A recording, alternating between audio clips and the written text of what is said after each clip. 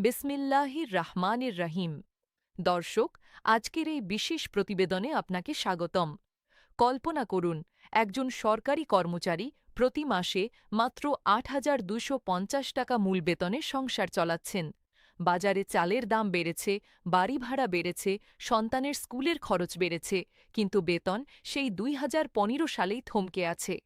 ১১ বছর ধরে এটাই ছিল বাংলাদেশের প্রায় ১৪ লাখ সরকারি কর্মচারীর বাস্তবতা। কিন্তু আজ সেই ছবি বদলাতে চলেছে।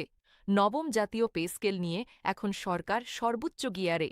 আজকের এই বিশেষ প্রতিবেদনে আমরা আপনাকে জানাব কোন গ্রেডে কত টাকা বাড়ছে, কবে থেকে পাবেন, কত ধাপে হবে বাস্তবায়ন এবং পেনশনভোগীরা কতটুকু সুবিধা পাবেন, সবকিছু এক জায়গায়।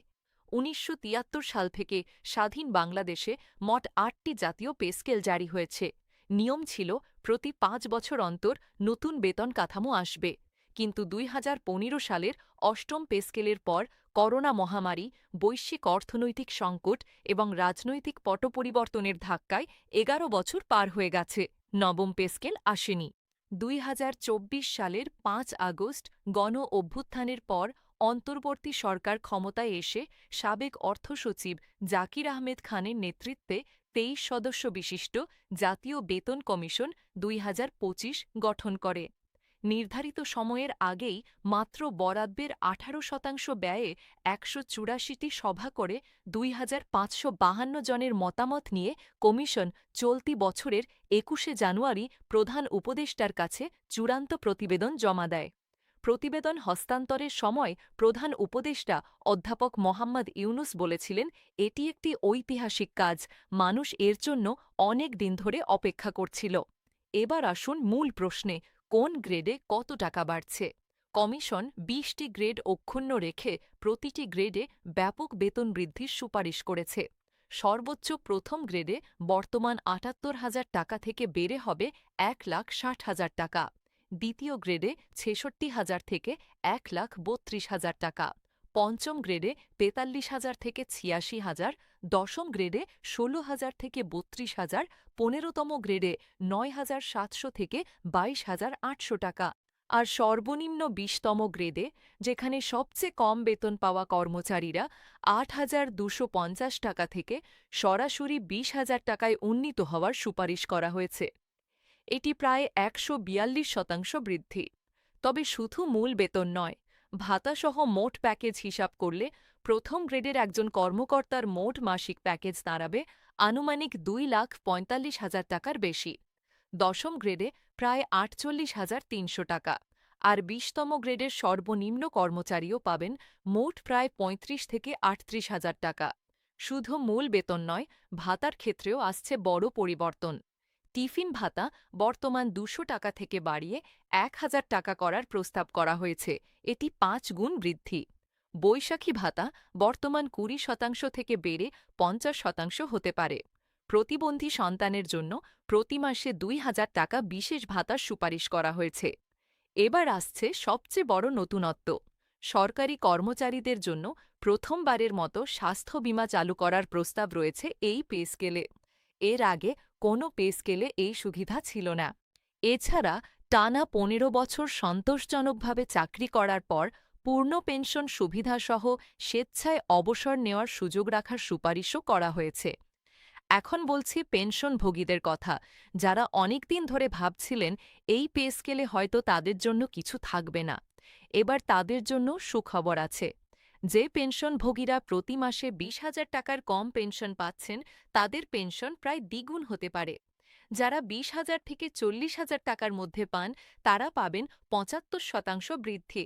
আর যারা ৪০,০০০ টাকার বেশি পান, তাদের বৃদ্ধি পাবে প্রায় ৫৫%।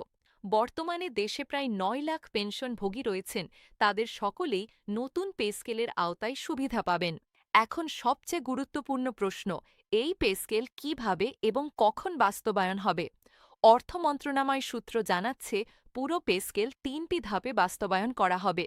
প্রথম ধাপ শুরু হবে আগামী ১ জুলাই ২০২৬ থেকে, অর্থাৎ আসন্ন ২০২৬-২৭ অর্থবছরের প্রথম দিন থেকেই। এই ধাপে শুধু মূল বেতনের একটি অংশ বাড়বে, আর ভাতা বৃদ্ধি ও বাকি সুবিধা পরবর্তী ২ অর্থবছরে ধাপে ধাপে কার্যকর হবে।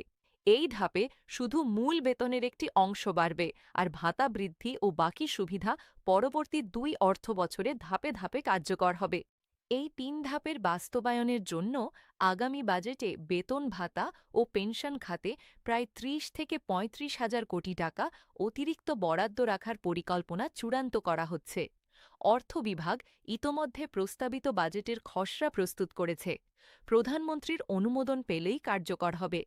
তবে একটি বাস্তবতাও জানা দরকার। কমিশন ১০০ থেকে ১৪২% বৃদ্ধির সুপারিশ দিলেও বর্তমান অর্থনৈতিক সক্ষমতা বিবেচনার প্রকৃত বৃদ্ধি প্রথম ধাপে ৫০%-এর কাছাকাছি হতে পারে বলে অর্থ বিভাগের একটি সূত্র জানিয়েছে। অনেকের মনে প্রশ্ন, একসাথে কেন দেওয়া হচ্ছে না? অর্থনীতিবিদরা বলছেন, একসাথে এত বড় বেতন বৃদ্ধি কার্যকর হলে বাজারে মূল্যস্ফীতির ওপর মারাত্মক চাপ পড়বে। সাধারণ মানুষ স্বস্তির বদলে আরও বেশি দ্রব্যমূল্যের চাপে পড়তে পারেন।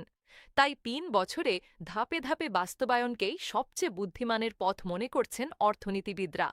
একটি তথ্য দিয়ে রাখি, বর্তমানে ১৪ লাখ সরকারি কর্মচারী ও ৯ লাখ পেনশনভোগীর জন্য সরকারের বার্ষিক ব্যয় ১,৩১,০০০ কোটি টাকা। নতুন পে স্কেল পুরোপুরি বাস্তবায়িত হলে অতিরিক্ত আরও ১,০৬,০০০ কোটি টাকা প্রয়োজন হবে, প্রায় দ্বিগুণ। দাবি শুধু কাগজে কলমে নয়, রাস্তায়ও। গত ৫ থেকে ১০ই এপ্রিল দেশজুড়ে সরকারি কর্মচারীরা ৬ দিনের কর্মসূচি পালন করেছেন। বাংলাদেশ সরকারি কর্মচারী দাবি আদায় ঐক্য পরিষদ আল্টিমেটাম দিয়েছে এবং মে মাস জুড়ে আরও কড়া কর্মসূচির হুঁশিয়ারি দিয়েছে। আসন্ন ২০২৬-২৭ বাজেটে পে স্কেলের জন্য বরাদ্দ রেখে দ্রুত বাস্তবায়নের দাবিতে সরাসরি প্রধানমন্ত্রীকেও স্মারকলিপি দেওয়া হয়েছে। সরকারের পক্ষ থেকে ইতিবাচক বার্তা এসেছে। অর্থ উপদেষ্টা সালেহুদ্দিন আহমেদ বলেছেন, যত দ্রুত সম্ভব সুপারিশ বাস্তবায়ন করা হবে। একটু পেছনে ফিরে তাকানো দরকার। ভারতে ২০১৬ সালে সপ্তম পে কমিশনে সর্বনিম্ন বেতন ১৮,০০০ রুপি, বাংলাদেশি টাকায় প্রায় ২২,০০০ টাকা নির্ধারণ করা হয়েছিল। পাকিস্তানে ২০২২ সালেই সর্বনিম্ন বেতন ১৫,০০০ রুপিতে উন্নীত হয়েছিল। অথচ বাংলাদেশে এখনও সর্বনিম্ন মূল বেতন মাত্র ৮,২৫০ টাকা। নবম পে স্কেল কার্যকর হলে বাংলাদেশ দক্ষিণ এশিয়ার প্রতিযোগিতায় অন্তত এই বিষয়ে অনেকটাই এগিয়ে যাবে। এখন পর্যন্ত একটি কাজ বাকি, গেজেট প্রকাশ। সরকারি গেজেটে প্রজ্ঞাপন জারি না হওয়া পর্যন্ত নবম পে স্কেল আনুষ্ঠানিকভাবে কার্যকর হবে না। গেজেট প্রকাশের সাথে সাথেই গ্রেডভিত্তিক চূড়ান্ত বেতন তালিকাও প্রকাশিত হবে। অর্থ মন্ত্রণালয় সূত্র জানাচ্ছে, বাজেট ঘোষণার সাথে সাথে বা তার অল্প পরেই গেজেট প্রকাশের সম্ভাবনা রয়েছে। তাহলে সারসংক্ষেপে বলি, ১১ বছরের অপেক্ষা এখন প্রায় শেষ। কমিশন প্রতিবেদন জমা দিয়েছে, কমিটি পর্যালোচনা করেছে, বাজেটে বরাদ্দ রাখার সিদ্ধান্ত হয়েছে এবং আগামী ১ জুলাই থেকে ৩ ধাপে বাস্তবায়নের রোডম্যাপ তৈরি। ১৪ লাখ সরকারি কর্মচারী আর ৯ লাখ পেনশনভোগী মোট ২৩ লাখ পরিবার এখন একটাই অপেক্ষায়। সেই অপেক্ষার শেষটা এবার সত্যিই কাছে। নবম পে স্কেলে যে কোনো নতুন আপডেটের জন্য আমাদের চ্যানেলে সাবস্ক্রাইব করুন এবং নোটিফিকেশন অন রাখুন। ধন্যবাদ। আল্লাহ হাফেজ।